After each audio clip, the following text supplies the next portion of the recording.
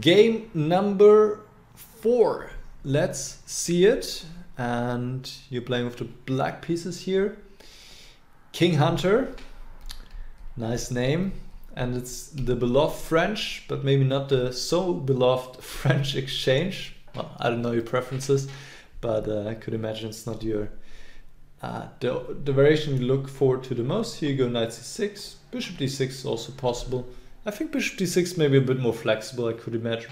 I don't know, just a little note here. c3, bishop d6, knight f3, bishop g4, rook e1, queen d7, bishop e3. Yeah, it felt like you want to get more of an adventure here, castling queenside. Castling kingside would just be equal, I think, would be just fine.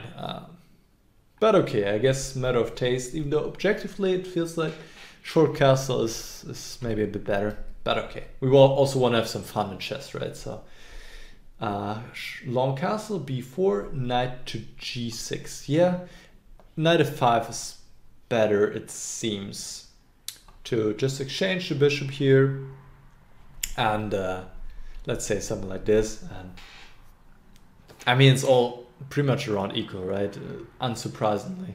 But after knight g6, it gets a little bit tricky. Knight bd2, knight f4. Also after this move, it gets, yeah, not too sure about it.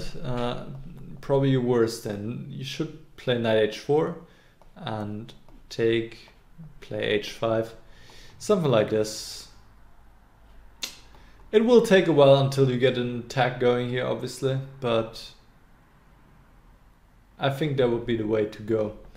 Because if the knight f4 takes here, your opponent could have continued with b5. That probably would have been stronger.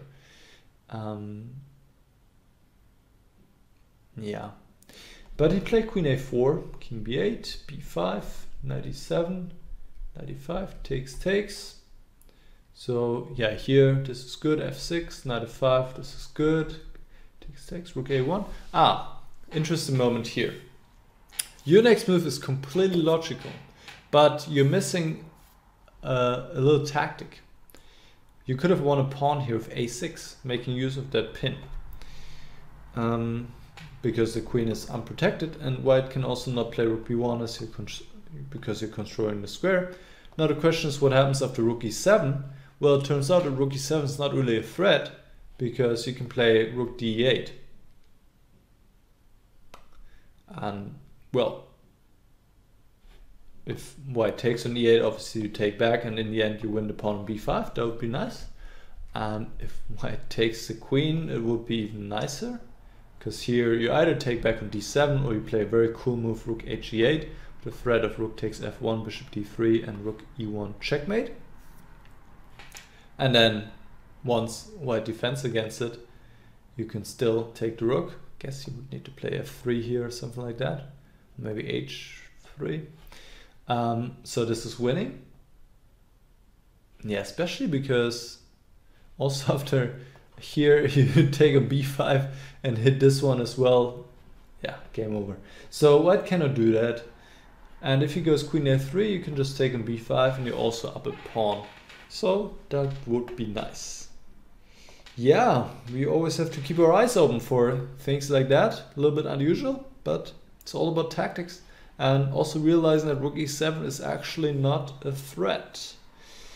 Okay, rook h8, queen b3, takes. Here you play bishop g6. I see you want to prepare rook e8, but there's not really a need for that right now. White is not threatening anything. And if white goes queen b4, let's say, to play rook e7, you could still go rook e8 then. So instead you could grab some space here, maybe g5 first. Yeah, I wouldn't start with h5 necessarily, because maybe white can go h4. So g5 looks reasonable. Just grab some space here, just in case something happens later on against the king. You want to have some more space there, so less options for the opponent to escape. Okay, bishop g6, a4, rook e8, c4, takes, bishop f7. Okay, here I think now that white has created himself a target, you could go after rook d8 right away. Why not? Threatening to take, knight f3, and now b6. And then you can still bring the bishop to d5, or bring to b7, and you're keeping an eye on this pawn on d4. So I think it would make sense to keep the rooks here on the board, like this. Bishop f7, queen to b4, bishop d5, queen c5. Yeah, here you actually go back. Why do you go back? Did you want to repeat moves? You better. I don't know. Okay. Here you could just take on e3. I mean, this is pretty much what happened in the game.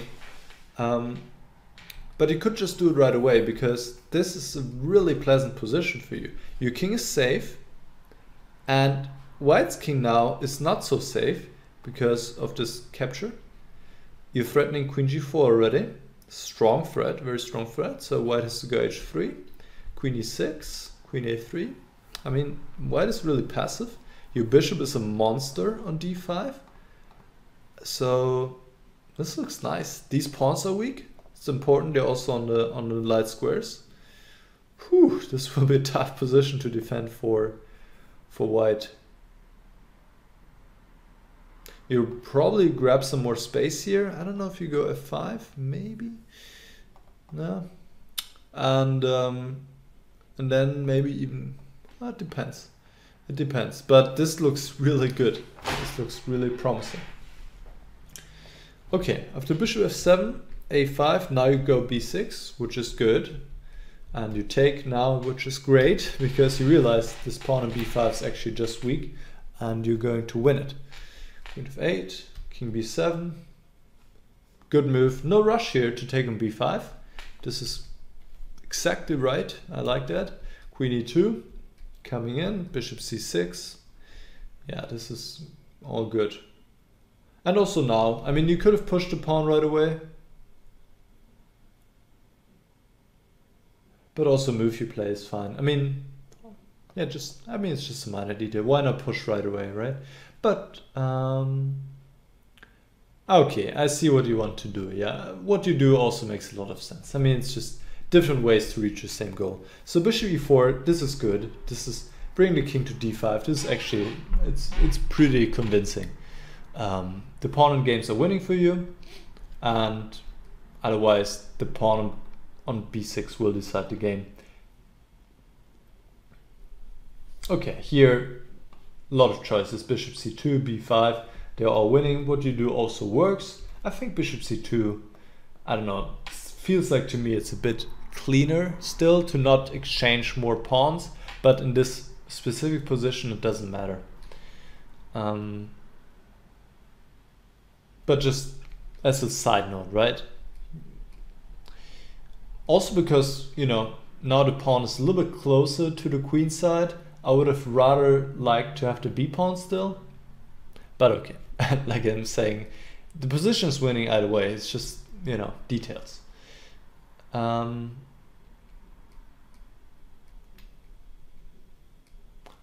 h5 also a nice move here. Yeah, white is in Zugzwang. Here you could already play bishop f3 check. Little tactic. King takes c2. But the way you do it, of course, is completely possible as well. It doesn't matter. And the pawn will be promoted. White has to give up the knight and will lose. Or actually, even worse, he cannot even give up the knight. Bishop e6 is coming. Oh man, that's terrible. Okay. All right. Let me see your comments here, Ian. Okay, you're saying, I didn't think about a6 after I told you previously not to move pawns in front of your king. Okay, you know how about these rules of thumb? They have their exceptions. So it's good that you remember that. And yes, in general, I mean, you did a good job here. That was great because, like you saw in the game also, your opponent wasn't able to open up any files against your king. Only very late, and then it was like just bad for him because he weakened his own pawn on b5.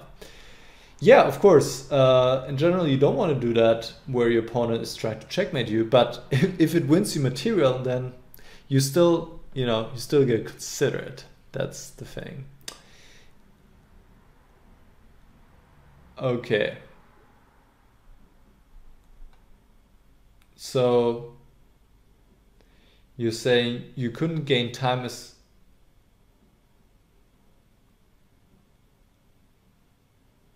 you were gaining time. Okay, okay, that's great. Yeah, repeating moves to gain time. That's a very good technique. Very well.